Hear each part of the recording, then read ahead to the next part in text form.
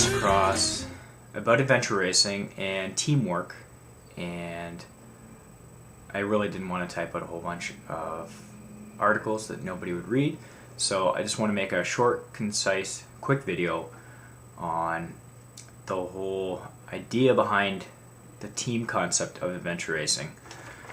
I was at a sprint adventure race with a lot of new people on the weekend, and over the course of 2 days I saw some teamwork, but not a lot when it came to riding on the roads. It caused me the most problem was that teams weren't working together, and they were really spread out over the course of the race. So when they were riding on the road, the one teammate was way ahead and the other was really far back. It doesn't serve any real purpose to have the team that far apart. If anything, it's poor teamwork, and you're not going to maximize the effort of your team. You really want to work on drafting, towing, sharing weight, helping the weaker rider along that section. It's really demoralizing to be at the back of a group and always trying to play catch up. That person at the back is always working the hardest of the team. So when you enter a race, you're in it as a group of 3 or group of 4 or as a pair, and work together.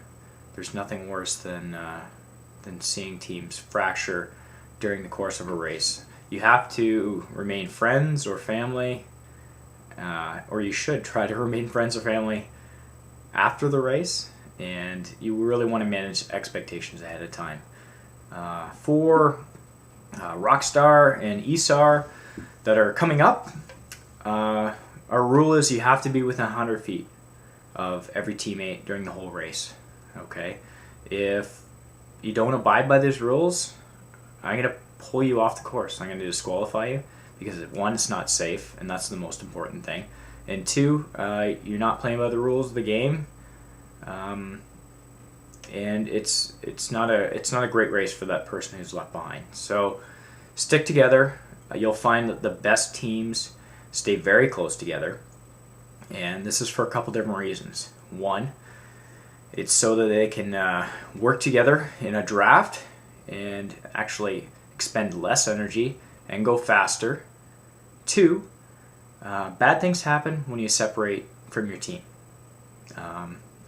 Murphy's Law always seems to kick in if you leave one rider back. It's happened to me before, and the other rider may get lost, they may get hurt, injured, have a mechanical, and then you're not there as a team to help them.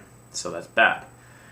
Number 3, the best teams stick together because they can effectively communicate, like perceived level of exertion, how hard they're working.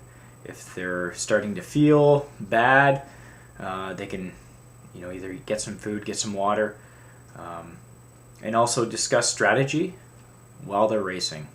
So and also, they may be chatting and trying to keep up the morale during the race. So if you're spread apart more than a distance you can probably talk, that's not good.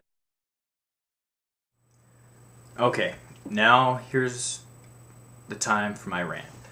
There's nothing I hate more than when you get teams to come to the finish line and say, my race is okay, but my teammates were no good.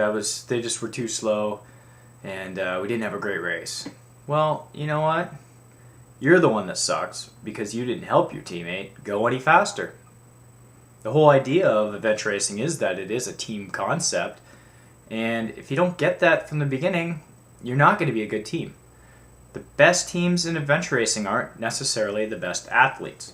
They're the ones that really work together, maximize their effort, and minimize their mistakes. So if you're not finishing your race equally tired as your teammates, then you're doing something wrong. And you need to rethink your strategy and rethink your own role as a teammate, and you should be bringing something to the table. So stick together, race as a team, you'll have more fun, and be successful. That's all for now. I'll see you at the races.